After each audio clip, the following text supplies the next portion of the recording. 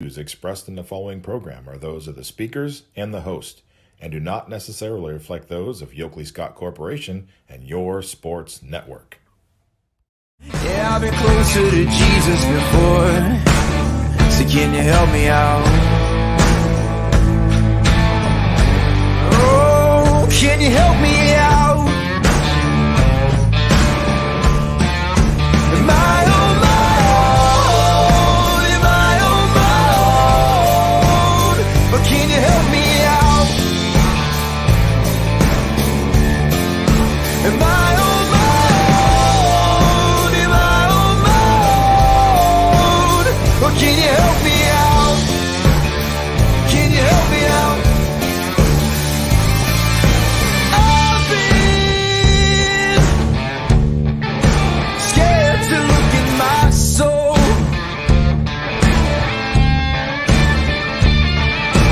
I've been afraid I would follow the road. Yeah, afraid of the things I've been told. Hello, everybody. Welcome inside a Monday episode of Running Point on YSNLive.com. Brought to you, as always, by Greenwood Chevrolet in Austin Town. We thank you so much for tuning in today. Anthony Hartwig alongside Mr. Ty Bartell. And woo, did we have a good weekend on the network for the first time, Ty, since 1994. 3 area teams find themselves fighting for the state championship this weekend. 28 years in between the last time that had happened, and honestly 3 for 4, not too bad. And for that one team too, in the Jefferson Falcons, I just want to start off by saying what a phenomenal, fantastic, and wild ride that the Jefferson Falcons took us on this year. And from the bottom of our hearts here at YSN, and from me personally, I've enjoyed it every step of the way. I think the 4 for 0 and goal boys, I think Pat Sartor, when he was there, did a phenomenal job in their coverage of the Falcons all year. And you know what? They ran into one of the juggernauts of the area, Cleveland Glenville, who year in and year out is always in that state title picture. Well, they were the number 1 team in the state in Division 4. And I think what made it even worse, Ty, is they probably, to their standards at least, didn't really play a great game in the regional finals. They had to battle and they had to kind of find a way to win in that game. It wasn't a blowout. So you kind of knew with a team with that high a standard and that high a pedigree, like coming off a game where they don't play great, they don't play to their standard, they still win, but they don't play like amazing. They're going to clean things up and fine tune things for that next week. And you're not going to get anything but their best the week after that. No doubt. And you know what? At the end of the day, fantastic season from the Falcons. I think a great season two coaching-wise from Coach Brandon Hanna and getting the special group of boys all on the same page with the same message. I mean, the first trip to regional finals, and I mean, they got regional championship out of it. What a great season for the Falcons, and one that I'm sure they're going to be remembering for a long time up there in Jefferson area. It was a season of first. It was their first trip, I think even to a regional semifinal. They'd only won, I think, one playoff game in program history. They'd never hosted a playoff game before. So they got to host for the first time this year. Won that game, won against Girard, got to the regional semifinals, won that one, won the regional finals. I mean, it was just like keep knocking down program first, left and right. And they seem to keep getting better as the playoffs went on. The final score, by the way, for that game, 52-7. Jefferson did get on the board late. A big touchdown pass to Grant Hitchcock was able to get Jefferson on the board and not and avoid the goose egg in the state semifinal. This game, obviously Glenville came out and set the tone early. They scored on their first drive, went for 2. Scored in the next drive, went for 2, got both of those. They were up 16-0. There was, and I'm an adamant person in this team that in every game, no matter what it lines up, there's usually 1 or 2 chances for a team to make things a little competitive. Jefferson had this chance when it was 16-0. Glenville fumbled the ball in their own territory. Jefferson recovered it. So you never know. In that kind of situation, if Jefferson goes down and scores, maybe gets a 2-point conversion, 16-8 all of a sudden, you just never know how teams will handle that kind of shift in momentum. You never know what would happen if it went down that way. Obviously, it didn't. Glenville got the stop on the other end. on their defensive side. But Jefferson still. I know it's kind of silly to say because it was 52-7, but there were still a couple of points in that game where Jefferson had a few opportunities to make things a little competitive. Yeah, they absolutely did. And you know what? For their first showing in it, I don't think they were too bad. Glenville's been there; they've experienced it before, right. And they did what most great teams do following a week where they didn't have their best performance. But nevertheless, fantastic season by the Falcons, and we were glad to have it here on YSN. Coach Hanna, what can you say about the dude? I mean, that hasn't already been said on our network at some point or time. I mean, what an amazing year for him. We've said it before. I think we've said it, and then TJ said it in the Power Hour as well. If Coach of the Year was voted on after the playoffs instead of before, he would have gotten a lot more votes on the YSN family than he did. No doubt. And you want to talk about calling a shot. He looked like Babe Ruth at the beginning of the season when he said, we're going to impress people in the NE8 and we're going to show them what Jefferson's all about before we leave. And walked in, won a regional championship before departing and let everyone know just what Jefferson Falcon football is all about. They didn't win the NE8, but they knocked 2 NE8 teams out of the playoffs, and then they won a game on an NE8 field. They won their third game on an NE8 field. So I would say that's a pretty big statement to leave the conference with. Yeah, and don't worry, folks. We will still have Jefferson Falcons covered here on the network going forward and through next season as Porporo and Gold Boys, too. They do a great job with all those Ashtabula County teams as well. So they kind of have tag teamed with us, and we've gotten a lot more representation in that Ashtabula County, and we've loved it. Like every time with football, right after you lose, it's time to kind of turn the page and look towards basketball, and Jefferson will do that. Their boys team had a pretty impressive season last year on the basketball court, so Grant Hitchcock will come back as a point guard. No shocker there, and now we'll just turn our attention to see how those boys can do during basketball season. Yeah, you'll get a chance to see all those boys still playing for the Jefferson Falcons. Their football season's done, but their athletic career are not done yet at Jefferson. So you'll get a chance to see them this upcoming winter season. But it was a really good year to be, a good fall to be a Falcon. You look at their volleyball team too, alongside their football team. Volleyball team earned a 5 seed in the district in the big super district of Division 2. So, Jefferson sports in the fall, no slouch at all.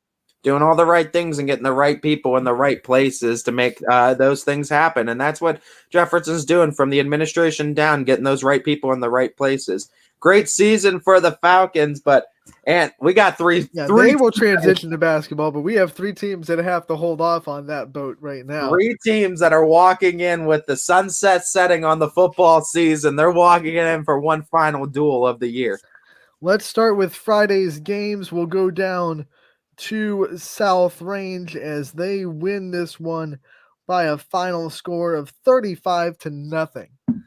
Goose egg, zip, shutout in the state semifinals over Liberty Center. Ty, this is a game, I don't know if you had the chance to watch and listen to it. I know you were working Friday night, but from the kickoff, South Range had control of this game, and they never let it go. There was no doubt about it from the first snap.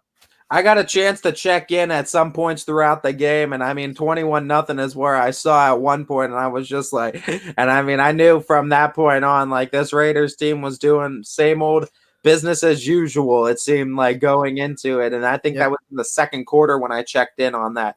So, South Range, it feels like, I always feel like I represent the voice of perhaps the doubters every time, or just kind of the voice of reason that throws in there where it's like, both these teams are 14-0. This is going to be probably the toughest challenge for the Raiders. And it's like every single time, me and then all the other voices that are talking about perhaps a little bit of doubt, because we understand it's sports and there should be a little bit of doubt. Raiders just stomp it out. They say, nope, none of that. We're all right with that. And they keep on pushing forward. They're in the final game now. They're at that state championship game, and they're looking to give Dan Yeagley that trophy. And this is their first trip to a state championship game. It was their third trip as in a program to a state semifinal, but now their first trip to Canton. You're going to be the one all week that reminds people that Ironton has 3 Division I Power 5 recruits on their list of players. I think the running backs going to Wisconsin, wide receivers going to Cincinnati. They have another guy going to. They have two guys going to Cincinnati, and one guy going to Wisconsin. So I'm sure you'll be the guy reminding everyone of that all week. It's going to be interesting because both of these teams, the similar factor we've talked about was Kirtland between. Right, they've both been denied by Kirtland for a couple of years in a row. Ironton got denied in the state championship game. South Range will get denied in the regional championship game, but they both have had the Kirtland Hornets as the big boulder right in front of them. And obviously now that boulder is gone from that division. Someone's got to walk away with a chip, and we're really hoping it's the Raiders. And I mean, to really just get the story of this Raiders team from game one to now, I mean, it's been pretty much a smooth road. We talk about the road to the playoffs and the road to state championship. The Raiders have been riding on a smooth sailing road this whole time with maybe one small pothole in the Struthers Wildcats where they had a little bump in it, but the rest of the road's been well paved and smooth sailing to the state championship. It's been an incredible season, and it's been one of just sheer dominance from South Range. And unlike the other seasons where they were undefeated in the regular season, I think this was the first time where it's like outside that Struthers game, I can't even remember many quarters that South Range was even pushed or where games were even remotely like close to getting out of hand. There's not too many throughout the course of the season. I think in my personal opinion, it's the most dominant the Raiders have been in this 3-year stretch now that they've been undefeated in the regular season. I think this is the most dominating South Range team. And if I remember right, Perry kept it close for about a quarter. It was like 7-0 after one. And that's a regional championship. I know. And I feel like Mooney scored at a halftime to make it like, okay, this could be a game, and then South Range answered and then ran away with it. But other than that, and the Struthers game back in week 4. Struthers is the team that pushed them more than any other team this season. Like the Wildcats, credit the Wildcats, because you know what? If you're the Wildcats, you're saying we beat Jefferson big time, who went to the state championship in our region, and we pushed a state championship representative in the South Range Raiders more than any other team. I mean, the Wildcats have a lot to be proud of. But talking about the Raiders, this team, like I said, I think it's the most dominant we've seen them in the last few years. I think this is the most dominant version of South Range we've seen. And I hate to keep beating the drum that I've been saying for this whole season for South Range, but it's been the defense. Look at this defense and how improved it is from the South Range teams we've seen in the past. They've had good defenses. I'm not going to take that away. But in the past, when they get to this level, their defenses kind of let them down, especially the secondary. And this was a game especially where, because what you had to, put into the run game, what you had to do to stop the run in this wing tee, you had to leave guys one-on-one in the secondary, right? There was no other way around it. There were going to be one-on-one matchups. Liberty Center didn't have a first down in the first half. 0 first downs. Could not take advantage of any of those one-on-one opportunities. They might have had one 10-plus yard pass the whole game. I think their longest run was maybe 6 yards. They just could not do much of anything on offense because this defense is just different than the South Range's defenses we've seen before. Doesn't matter if you score 35 or if you score 2, you throw a goose egg on the other end of the side. You could have won this game 1-0. Did you know it's actually possible to get, I don't know if it's in high school, but to get 1 point in football? It's never going to happen, but it's in the rule book. If the team that's kicking an extra point gets a safety, so somehow like the snap gets away and it rolls all the way back to the other side of the field and they recover in the end zone, that is worth 1 point. 1 point. So it's technically possible to get just a single point in football, and it's possible to get, that would be a 6-1 final score. Never happened before in football, but it's that's possible. Wild that it's even written up in the rule book like that. But yeah, the Raiders, they've been doing what they need to do. They find their openings on offense, and it's not necessarily even that the Raiders need to be as risky or take as many chances on offense. Obviously, Coach Yeagley's going to take those chances when he needs to, but they're one of those teams where it's like, as long as we put together a handful of really good offensive drives capped off by a touchdown, we should be all right. With our defense, we should be in good shape. And you look at their offense, like I don't want to say it's vanilla, but you look at it, they're not doing anything fancy. They're just controlling the line of scrimmage. They're running the ball really well. And that sets up Billy Skirback with the play action passes. And most of his throws, they're trying to keep the safe throws that give him confidence and get him in rhythm. The screens, a little, attack the middle of the field in the medium, range. And then every once in a while, first play of the drive, this is brilliant, by the way. Everyone's geared up to stop their run. First play of the drive, play action, deep throw to Lindstrom. That has burned people a couple of times in Lyon and some other people that are able to catch them deep passes off the play action. But it's not like they're not reinventing the wheel in that South Range offense. They're just executing a really good game plan that people have seen a long time for South Range's offense. They're not doing anything fancy. They're not throwing the kitchen sink out of people. They're not trying to throw like double reverse pass plays. They're just simply saying, this is our game. This is our game plan. Let's go out and execute it. And they're doing that at a high clip on the offensive side too. So their backfield's always been great. I think I can't remember the last time South Range had a backfield that you're like, meh, they're not really, they're mid. Their backfield comes back, and maybe this was a year where people thought out of the off season, like maybe this is the year that South Range struggles with their backfield. But no, because they lost Dominguez, and everyone's like, well, he was everything for them in the backfield. Well, nope. This tandem of 4 running backs that they have back there in the backfield has just done a really good job keeping their run game going. And it all starts with the run. If they can run the ball really well, then like I said, it sets up their play action. It sets up those deep shots to Lyon and Lindstrom. So that they can really do a lot of things. But for them, it definitely starts with the run, and they've done a good job with that. Absolutely, and I mean that's the highlight of it. They might get stopped sometimes. They might have to be forced to punt sometimes. But the point is, their defense keeps them in a lot of games, and they don't have to be pressured to have to score every single time they have the ball on offense. They just have to put together well organized, well focused drives that are sustainable, that get them some touchdowns and get them some distance from their opponent, because their defense most of the time is able to hold their opponent down. Yeah, and here's another big thing that I don't think people talk about with South Range. They every game except maybe the Struthers game where they had those turnovers, they won the field position battle too, because even on drives where they didn't score, they're punting from midfield, they're punting from the 40. So they're pinning you back at the 15 to the 10-yard line, and good luck scoring on a 90-yard drive on this defense. You might be able to score if you get the ball at the 50 or if you get the ball at the 40. But if you get the ball all the way back at the 10, they're not letting you drive the ball 90 yards down the field to score a touchdown. They ensure on offense when they have the ball that they get at least a first down. Not too many 3-and-outs that you see from. I would be interested if they ever. I don't even know if they have had any this season, to be honest. And I mean, I don't have those numbers right in front. I'd be interested. Like, I don't. They've had a 3-and-out. That's the big thing. You're getting at least a first down on offense. You're at least pushing the chains a little bit too, and you could set up that field position battle, no doubt. But it's going to be interesting because the storyline of this has been, I mean, Kirtland that boulder is out of the way. It's moved out of the way, and one of these teams are going to get state title gold for it, because they've both been pushing for it for quite some time now. This game will obviously be previewed throughout the week, but it is the number 1 team in the state, Ironton, versus the number 2 team in the state to the polls at the end of the regular season, South Range. It will be Friday at 10:30 a.m. in Canton at Hall of Fame Stadium. So that's the matchup that we look forward to, Ironton versus South Range.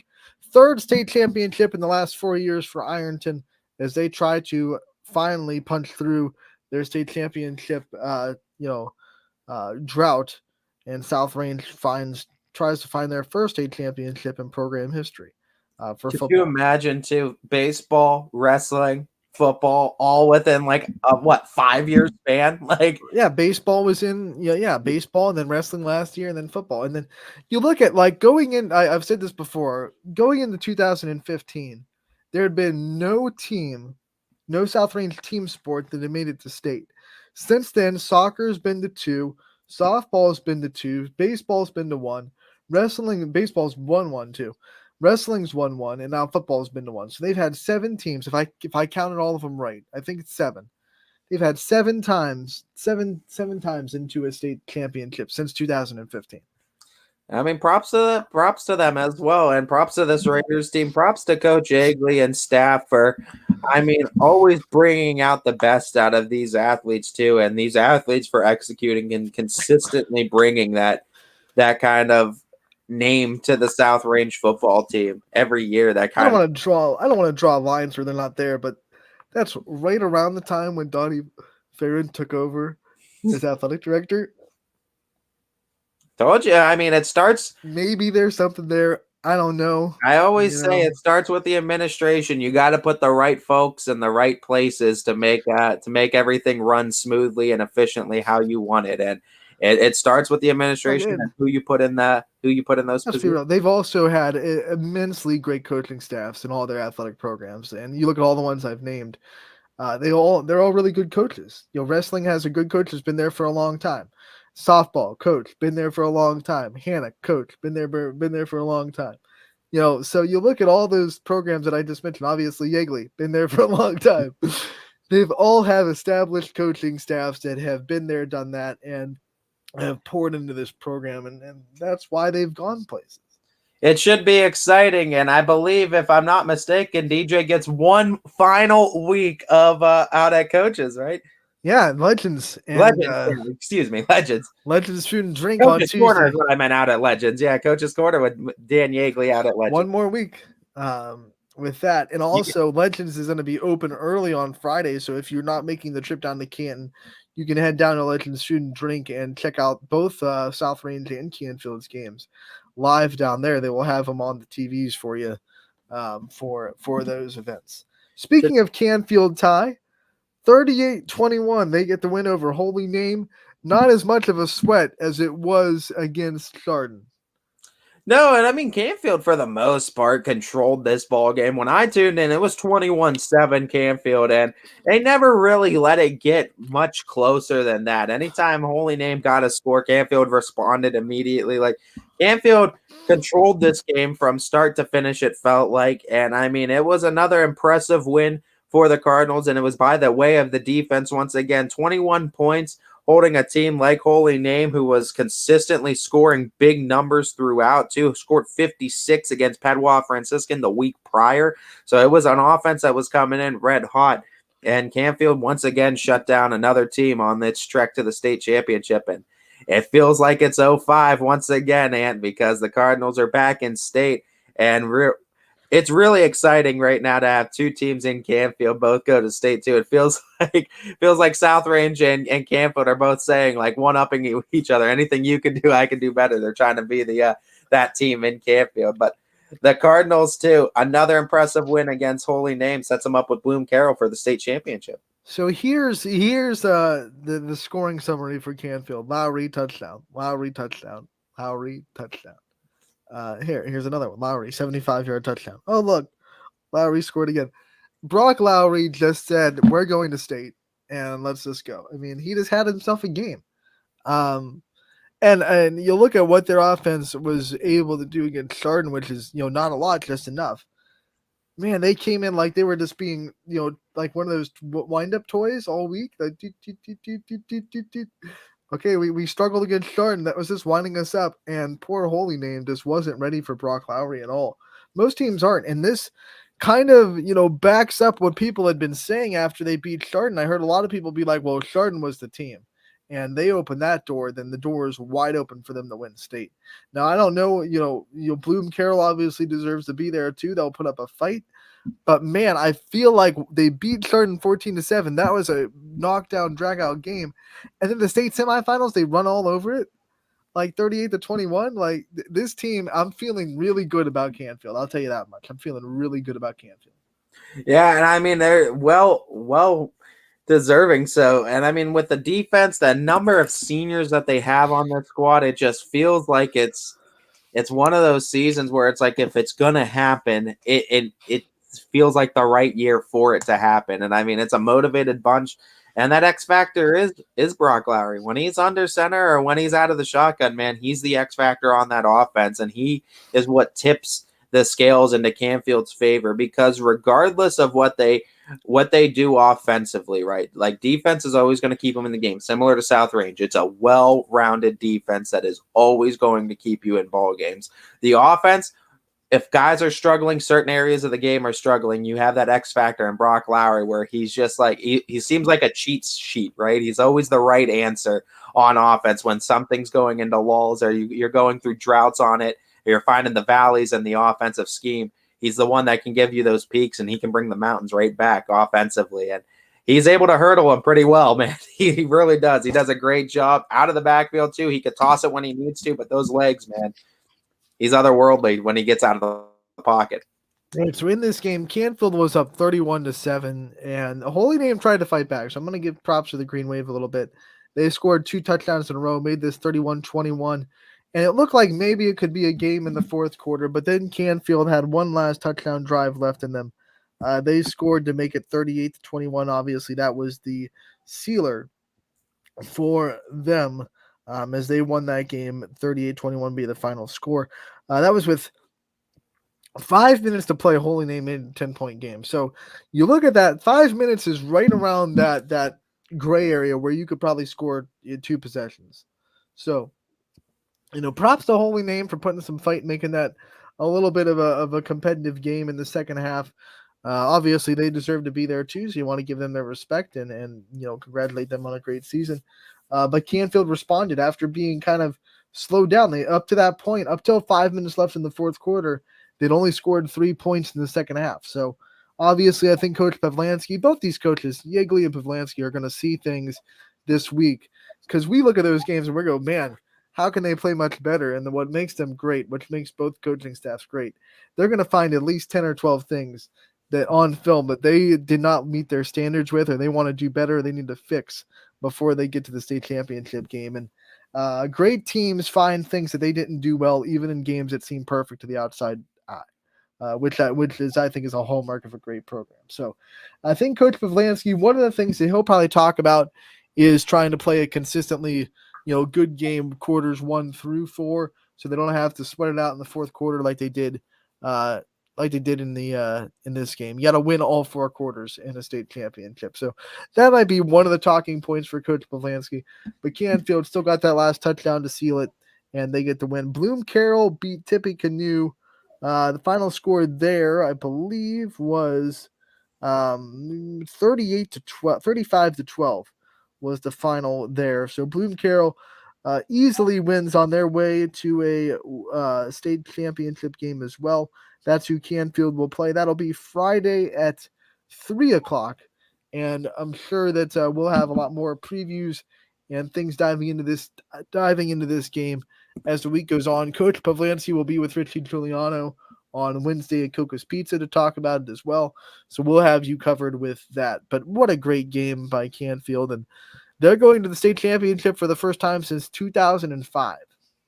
Fun fact, too, for everyone, this is the same Bloom Carroll team that Clinton Massey beat last year on its way to beating Ursuline in the state championship. Bloom Carroll lost to Clinton Massey 24-21 in the state semifinal a year ago. So they went up a division into D3 along with Ursuline. And they're meeting Canfield now in the state championship. How about that? You go up a division and you just go to the state championship. Like, that's cool. After losing to the state champion a year ago, too, in the state semis, Clinton Massey was a team, too, that they got everything that went their way, too, in that Ursuline game a year ago. But they beat Bloom Carroll before they went on to that Ursuline game in the state championship. Yeah, that's impressive to go up a division and still play at that high caliber to get yourself to a state championship game. So Canfield, like I said before, even though I'm supremely confident, I don't want that to make people think that like Bloom Carroll's a joke or Bloom Carroll doesn't deserve to be there. Obviously, every state championship game is going to be immensely tough. I just feel like right now, like there's this mojo going on in the Cardinals locker room. No doubt. We'll see. I'm all about the storylines, man, and it's another one of those cases of two teams that, I mean, Canfield's been trying to get there. Chardon's been blocking them. It's similar, except it's not the same team like Kirtland in the last one, but it's two teams that have been looking to get back to this stage. They're here. Someone's walking away with gold. Yeah, and what else is going to be what else is interesting? I want to give a shout out to that Kirtland team who won in the Division 6 state semifinals at South Range. They had a really good, appreciation post on their social media account to South Range, and I think the respect between those programs is very apparent. Because they thanked South Range, they congratulated South Range on their trip to the state championship game. So it was just a cool moment, and obviously Kirtland rolled on their way to a state championship game against Fort Fry. I think the final score was like 41-6. There was this nothing stopping that team. I think they're going to play Marion local, which should be a fun football game in Canton I like a on lot of these Saturday. matchups. I do like a lot of these matchups in the state championship. I think a lot of them are going to present interesting challenges for each of these teams, but I think they're all going to be fun and competitive. Honestly, Canfield will play Friday at 3, so South Range and Canfield are going back to back. Both teams from the same exact place. I mean, it's like literally 2 minutes down the road from South Range to Canfield. So they're both going down the canyon. They'll both play back to back. South Range plays at 10:30. Canfield will play at 3. But then, Ty, we got one more. We got one more on Saturday because we're in JFK. Tough game with Norwalk Catholic, who obviously beat them last year in this round. JFK gets the monkey off their back. That's been a theme this year with all these area football teams. They do it on Saturday night, and the final score there, 21-7. They get the victory over Newark Catholic. the War Eagles, man, that's what they are. They're marching forward, and they won't be stopped. And the story all year long has been that that revenge kind of tour, it feels like. And it started in Garrettsville Garfield with that loss last year. And when they beat the G-Men with that 2-point conversion, that loss a year ago, they were able to avenge that. You come into this Newark Catholic game, the team that beat you 14-7 a year ago, that prohibited you from going back to the state championship for 2 consecutive seasons. You're now able to beat them to get to that state championship. But who's waiting on the other side of that state championship? It's the team that beat you a couple years ago in 2020 in New Bremen. So, I mean, like, the storyline is there for JFK. They've been getting a chance to get revenge and right all the wrongs of their recent past and the recent history of JFK, and they get a chance to put a cherry on top of all of it by beating the team that beat them not 2 years ago. That MAC has 2 teams in state championships with Marion Local on the other side of Division 6. So obviously they continue to be no joke over there in, I think, the west central. I think they're on the west side of Ohio, but they're also centralized. So I think it's like another West Center, NE8 conference. West Central Ohio. No joke over there. But you look at this JFK game, Ty. JFK scored early. It was 7-0, 7-0. Typical JFK game. Really physical. You're going to be a little bit of a low-scoring affair. The Green Wave tied into 7 in the third, so it was 7-7. Man, JFK, they just know how to respond. They came right back, scored 14-7. Then Newark had the ball, trying to go down the tie at one last time in the fourth quarter. And how does JFK seal it? With defense and non-offensive touchdowns, which they've been doing all season. They have a fumble, scoop, and score, and that makes it 21-7, pretty much the nail in the coffin late in the fourth quarter, and that was all they wrote. So JFK is really good at scoring those NOTs, is what I like to call them, those non-offensive touchdowns, and they do it again this week with the scoop and score that seals it with the nail in the coffin. They also had 2 interceptions in this game. Their defense really did a good job taking the ball away. They definitely are, and I mean they're suffocating on defense, and that's been the theme.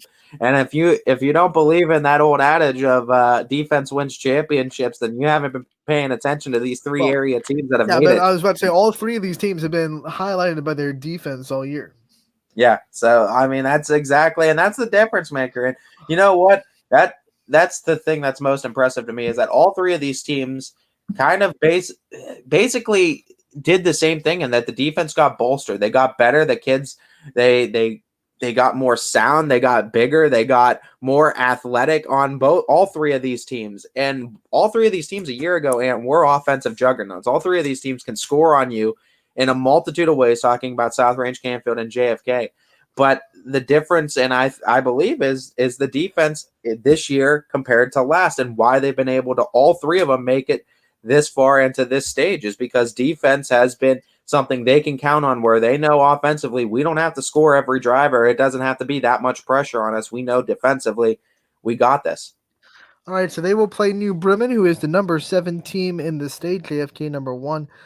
New Bremen is 12-3 on the year. That'll be Saturday at 3 o'clock, the second to last championship game of the weekend. The last one would be Saturday at 7:30 in Division 4, Cincinnati, Wyoming against Glenville in that one for Saturday. Wyoming, that was a little bit of an upset. A lot of people expected I can't now the other team's name just went right away from me.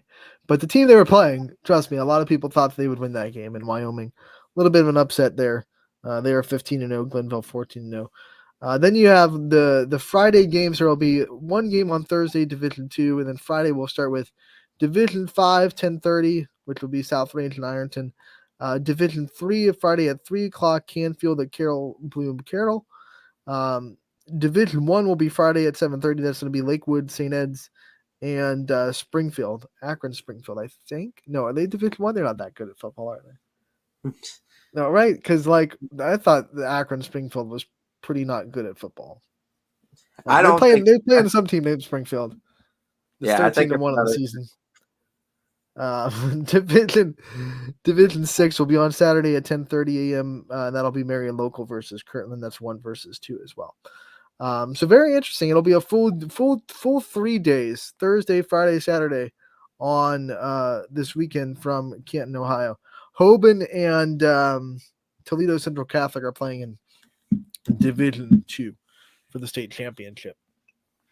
Yeah, I looked it up. It's a Springfield Wildcats from Springfield, Ohio. So not they actually beat Archbishop Moeller, the Moeller Crusaders from Cincinnati. That's one of the best teams in the that's one of the best teams in the state. They beat them 28-24 last week in the state semis to get here. So this might be a team that could, because I was thinking it was going to be Moeller and St. Ed's in that D1, but they might be able to push them, honestly. The Springfield team might be able to. For my sanity, can you see who Wyoming played so I remember that team's name in Division? Who was it again? Division 4. Oh, okay. Yeah, Wyoming, Cincinnati, Wyoming.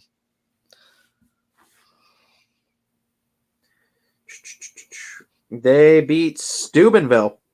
All right, so yeah, I think that was because a lot of people in this area know what Steubenville is, so maybe Wyoming was actually favored, because now that I'm looking, they're actually number 2 in the state. But a lot of people here in our area kind of knew Steubenville a lot more than Cincinnati, Wyoming. So a lot of people just expected Steubenville to win that game. But it was close, I think. Yeah, it was 32-20. Steubenville dropped that one in the state Final Four, and that's a perennial powerhouse too. Steubenville, when they get to the state Final Four, they've walked away with gold several times. So nothing like a team being named after another state, right? Where Wyoming High School. Wyoming Ohio. Cowboys from Cincinnati, Ohio, on the border of Kentucky. So confusing. We love it. Oh man! So it's going to be a fun weekend of state championships from Thursday to Saturday. Obviously, we have 3 in there. We'll be at all 3 of them. It'll be audio only, like it has been, but it'll be free broadcast thanks to our wonderful sponsors. Got one of them up there. Speaking of our sponsors, we're going to take a break. When we come back, we'll go over the basketball scores of the weekend, and we'll also preview the basketball that'll be in action tonight. This is the first week that basketball really is in full swing. I think after this week, every girls team will be underway by the end of the week. And then obviously boys teams are starting to start up a lot more consistently this week as well. So we'll go over the games that are going to be on the network tonight, as well as the games that were played over the weekend when we get back from this break on Running Point, brought to you by Greenwood Chevrolet in Austintown. 21 News delivers the news as it happens, using the latest technology from where it happens. Live here outside the Mahoney County. On air, online, Wednesday afternoon weather update. Very dangerous. and on the 21 News social media platforms. I'm on the road right now. 21 News, the Valley's only locally owned source for trusted news since 1953.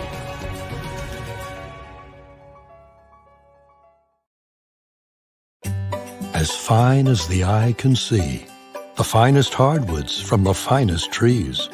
Made for your home and within your means, Baird Brothers will help fulfill your dreams. Let life and light come shining through in quiet morns. And heavy traffic, too. Find your easy-to-afford fine hardwood floors and doors and more at BairdBrothers.com. Every customer has a story, and at Greenwood Chevrolet, we are committed to making sure it ends with you in the right vehicle. I get to be part of somebody's adventure, whether it's buying a car for the first time, helping them get approved, or finding the perfect car for their budget. I'm proud that people trust me with their finances. They trust me to take care of them, and they trust me with their story. I'm Tracy, and I'm ready to go the extra mile for you, only at Greenwood Chevrolet.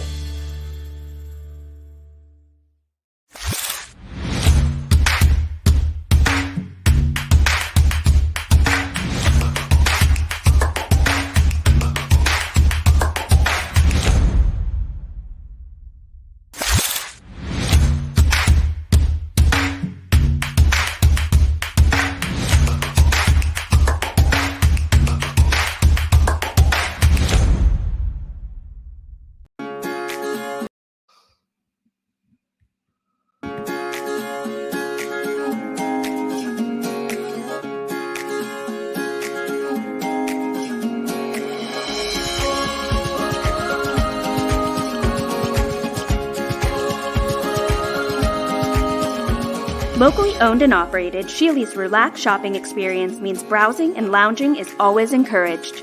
Find Flex Deal and more at Sheely's Furniture and Appliance, because the best things in life happen at home. How lucky are we to have not one, but two 18-hole Donald Ross Championship golf courses right here in our backyards. Mill Creek Golf Course was selected by Golf Week as one of America's 30 best municipal courses, continuing to challenge golfers of all levels and featuring golf instruction by PGA professionals, a state-of-the-art practice range, a PGA of America recognized pro shop, kids programs, and a relaxing grill room for a memorable golf experience. For more information or to schedule a tee time, visit millcreekmetroparks.org.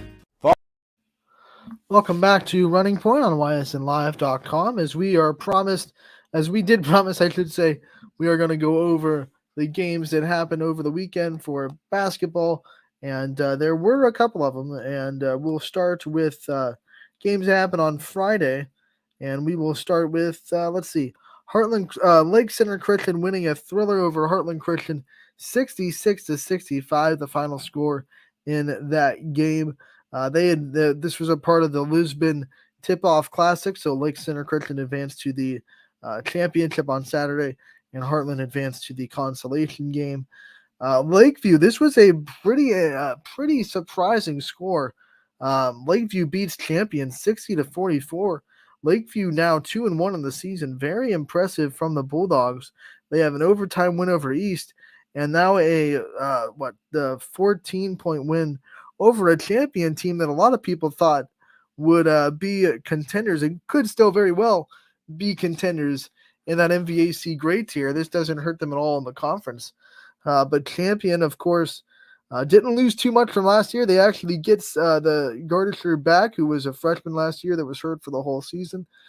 So you really thought champion would come into this year and have a lot to offer. They still do, but maybe some first game rust as Lakeview beats them 60-44. And on the other side, Lakeview looking really impressive. And they could be contenders and wild cards in that 88. We always talked about Struthers coming into the season. So far in the first three games, Struthers looks like they're struggling a little bit, and Lakeview looks like they're really rolling as they once again beat champion 60-44 on Friday night.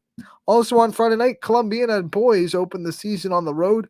No problems here for the Clippers as they win 62-40 at Middle Ridge. Big win for the Clippers to start the season. Lisbon in their tip-off classic, they won their semifinal, or their first game, I should say, over the Academy of Urban Scholars, 79-42, and they advanced to their championship on Saturday. We'll get to their score in a bit from the championship. Also, Edgewood gets their second win of the season. They are 2-0. They won over Cheney 68-19 on Friday. Edgewood with a great start to the season. On Saturday, Louisville welcomed in Green. Green was a team that got to the regional finals last year before losing to Massillon Jackson. They were an 18-win team last year. An interesting thing coming into this game, both these teams' last losses were to Massillon Jackson because Louisville opened the season on Tuesday against the Polar Bears and lost. And then obviously this is the first game of the year for Green. And they lost their last basketball game back in February, I think back in March, to Jackson. So Green was able to hold off a late rally and win 60-51. They had a 51-41 lead in the fourth quarter. Brooke Heron scored 7 points in a row to make it 51-48, but then Green answered with a 7-0 run of their own, and they pulled away. Final score 60-51. I had a chance to catch up with Walsh basketball commit Mallory Otto from Green. A post-game interview with her can be found on ysnlive.com, as well as the head coach of the Green Bulldogs, Alicia Manning. So you can find both those post-game interviews on the story of this game on ysnlive.com. Louisville 0-2 on the season. They will continue to try to find their first win. Struthers did get their first win of the season on Saturday as they were able to beat Mooney at home 65-34. And Mooney, they're a little bit struggling. Obviously a tough start to the season for the Cardinals. But they will be back in action this week as well. 73-35, Heartland Christian wins the consolation game over the Academy of Urban Scholars. And so they win the consolation game in the Lisbon tip-off. Lisbon wins the championship game of the Lisbon tip-off, 65-48. Trevor Sifke had a great weekend in both games. That Lisbon offense looking good to start, 65 points in that one. And let's see, in the first one they scored 79. So 79 plus 65. Their offense looking really good to start the season. And those were your final scores in from over the weekend in basketball. But it is a full slate of games tonight as girls basketball starts to go into full swing. Like I said, I'm pretty sure, and I could double check this, see if I stand corrected, but I'm pretty sure after tonight, every team in the YSN family will at least have one game under their belt for girls basketball. This is the first week that pretty much week after Thanksgiving, you can have a safe bet that everyone is starting to roll up, especially in the girls scene. Volleyball has been over for a while, so everyone in the state of Ohio should be playing by now. Boys will take a little bit because obviously there are some football games to be played, and obviously they will wait till the end of the football season to start their season if their team's alive. But here are the games that are going to be on the network tonight. It is Monday, November 28th. You can find all of these, by the way, on ysnlive.com/live, and it will be free to you thanks to our wonderful sponsors. We will start with Sebring hosting John Adams. This is going to be a 5:30 tip-off. Wesley Daly will have the call from Sebring. 7 o'clock tip-off, Austintown Fitch traveling to Poland. This will be an interesting one. Zeta Creaky coming off her program record 44 points last week. What can she do against Poland's dominant defense? Poland, this will be their first game of the season. So interesting to see that matchup. I will be on the call from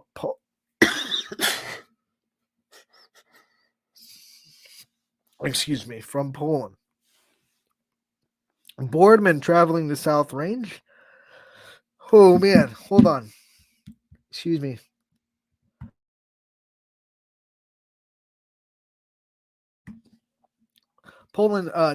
South Range hosting Boardman. 7 o'clock tonight. DJ Oakley will be on the call there. South Range 0-1 in the season. Looking to rebound in their home opener. They lost to Edgewood. Dang, they lost to Edgewood last week. Brookfield will be traveling to Waterloo. This is a fun game. 6:15 start time. Waterloo lost to Alliance last week, 56-50. Brookfield, on the other hand, they got the big win last week to open the season. So these are two teams on opposite sides of the MVAC that both have hopes of winning their side of the MVAC. Sophia Hook will lead the Brookfield Warriors against Rose Couts and the Waterloo Vikings. And it'll also be interesting to see if Kara English is cleared to play tonight. Obviously, she couldn't play last week, but we were told that he was very close. He was warming up, looked good in warm-ups. So maybe she'll be playing tonight. Well, we don't know. If she is, that'll be a really, really fun matchup. It'll be a fun matchup even if she isn't. Hubbard travels to Cardinal Mooney tonight, 7 o'clock. By the way, Ty Bartell will be on the call at Waterloo.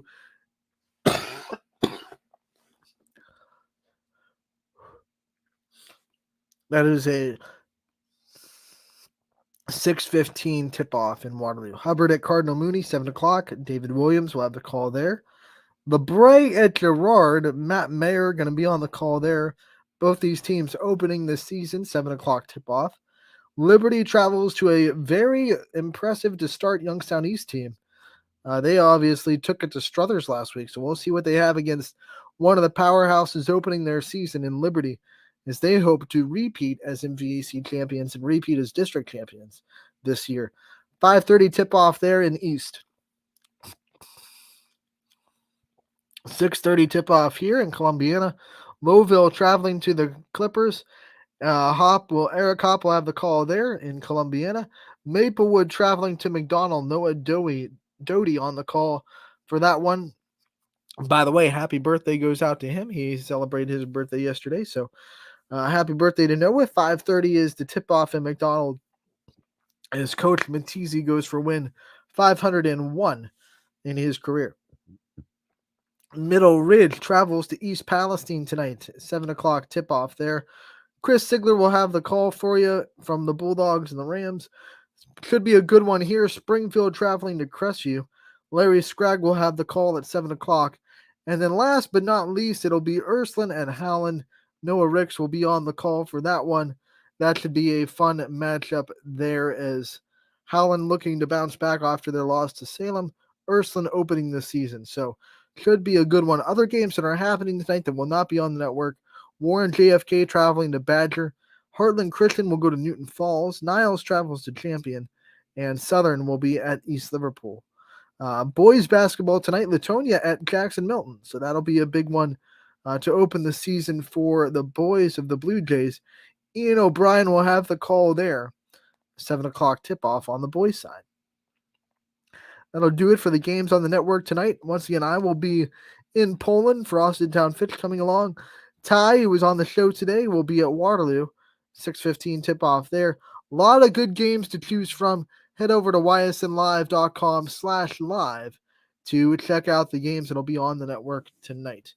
As for tomorrow, we will continue to talk hoops and talk these football playoffs and have a lot of fun stuff for you tomorrow as we get into Running Point tomorrow, 1 to 2, like every day. That'll do it for today's episode. We are so excited for our state championship games. And like I said, we will continue to preview those matchups as the week goes on. We have South Range, Canfield, and Warren JFK vying for a state championship. We can't wait to continue to preview those matchups. Legends Food and Drink will be tomorrow with South Range. Coco's Pizza will have you covered with Coach Pav and Canfield on Wednesday, and then I'm sure we'll have something for you for Warren JFK on Thursday. That's how we've been doing it for the last couple weeks. Once again, the state championships start on Thursday, but ours start on Friday at 10:30, 3 o'clock for Canfield, 10:30 for South Range, 3 o'clock on Saturday for JFK. It's going to be a fun week prepping for all those games and diving into the full swing of basketball. It is the busiest time of year for YSN.